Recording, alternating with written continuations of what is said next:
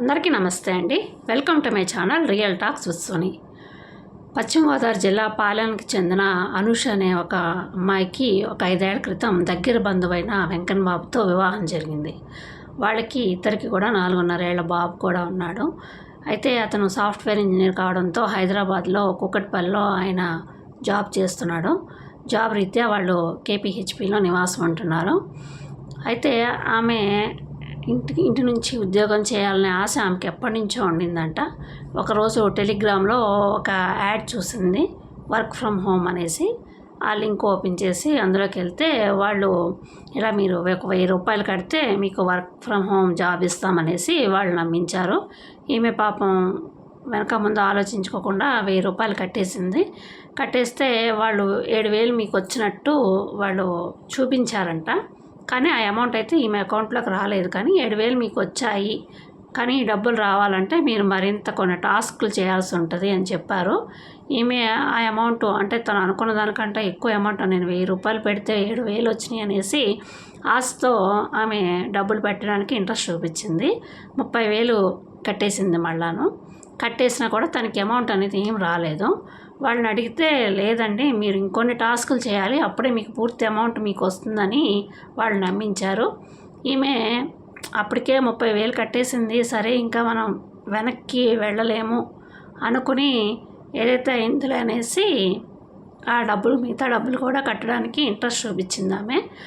తన ఇంట్లో డబ్బులు లేకపోయినా సరే ఇంట్లో బంగారం కొద్దిగా ఉంటే దాన్ని తాకట్టు పెట్టేసి ఆ డబ్బులు తెచ్చి ఆ డబ్బులు కూడా పెట్టేసింది. అది సరిపోక మళ్ళీ స్నేహితుల దగ్గర కూడా ₹1,00,000, 1,50,000 ఎంతో అప్పు చేసి మరీ ఆన్లైన్లో ఈ వర్క్ ఫ్రమ్ హోమ్లో పెట్టేసిందంట. వాళ్ళు మీరు ఆ టాస్క్ చేయాలి, ఈ టాస్క్ చేయాలనేసి ఇంకా నమ్మిస్తే ఆమెకి అప్పటికి అర్థమైంది, లేదు నేను మోసపోయాను అనేసి. ఈ విషయం భర్తకు తెలిస్తే ఏమంటారో, ఎలా రియాక్ట్ అవుతారనే భయంతో ఆమె భర్తకు కూడా చెప్పకుండా ఒక సూసైడ్ లెటర్ రాసి, బాబుని నిద్ర ఉంచేసి ఒక సూసైడ్ లెటర్ రాసేసి ఆమె ఇంట్లోనే ఫ్యాన్కి ఊరేసుకు చనిపోయింది.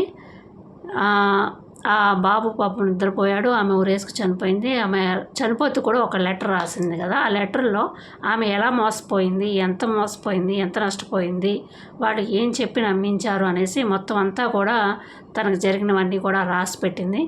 అలాగే ఎవరి దగ్గర ఎంత అప్పు చేశాను ఏంటి అని డీటెయిల్స్ కూడా రాసిందంట. అలాగే ఇలాగ నాలా ఎవరు మోసపోవద్దు అనేసి కూడా అందరికీ ఆ లెటర్లో రాసిందంట. బాబు జాగ్రత్త అనేసి హస్బెండ్కి రాసేసి లెటరు చనిపోయింది.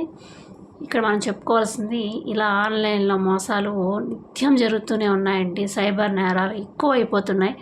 అవి ఏ విధంగా అంటే మనకు ఒక అన్నోన్ నెంబర్ లిఫ్ట్ చేసినా కూడా మనం నష్టపోతున్నాము. అలాంటిది టెలిగ్రామ్లో అసలు ఏ లింకులు వచ్చినా ఏమొచ్చినా మనం ఎట్టి పరిస్థితులను ఓపెన్ చేయకూడదండి. మనిషికి ఆశ ఉంటుంది కానీ అత్యాశలు ఉండకూడదు.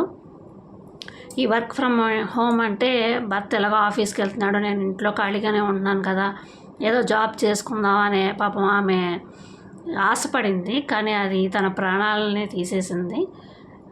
ఈ వర్క్ ఫ్రమ్ హోమ్ జాబ్స్ అని కానీ మీకు ఆఫర్ ఉంటుంది, ఇది ఉంటుంది, అది చేయొచ్చు, ఇది చేయొచ్చు అని చాలా ఆఫర్లు టెలిగ్రామ్లో కానీ ఇంకో చాటు కానీ యూట్యూబ్లో కానీ మీకు రెగ్యులర్గా వస్తూనే ఉంటాయి. వాటిని ఎట్టి పరిస్థితుల్లో నేను నమ్మకండి.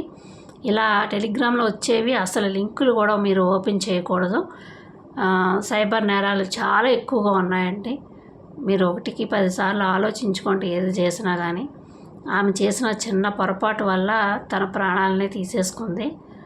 ధైర్యంగా ఉండి ఆ డబ్బు ఎలా తీర్చుకుంటే ఆ పసిబిడ్డకి తల్లైనా ఉండేది. చాలా తొందరపాటు నిర్ణయం తీసుకుంది ఆమె ప్రాణాలు తీసుకుని. ఇలాంటి తప్పులు మీరు అస్సలు చేయకండి. ఎలాంటి లింక్స్ కానీ ఎలాంటివి అస్సలు ఓపెన్ చేయకండి. ఎవరిని గుడ్డిగా నమ్మద్దు. ఇది ఇవాళ వీడియో. ఈ వీడియో కనుక మీకు నచ్చినట్టయితే లైక్ చేయండి. మరో వీడియోతో మళ్ళీ మీ ముందు కలుస్తాను. సబ్స్క్రైబ్ చేసుకోవడం మర్చిపోవద్దు. మీ అభిప్రాయాలను కూడా కామెంట్లో నాకు తెలియచేయండి. మళ్ళీ వీడియోతో మళ్ళీ కలుస్తాను. అంతవరకు సెలవు. నమస్తే.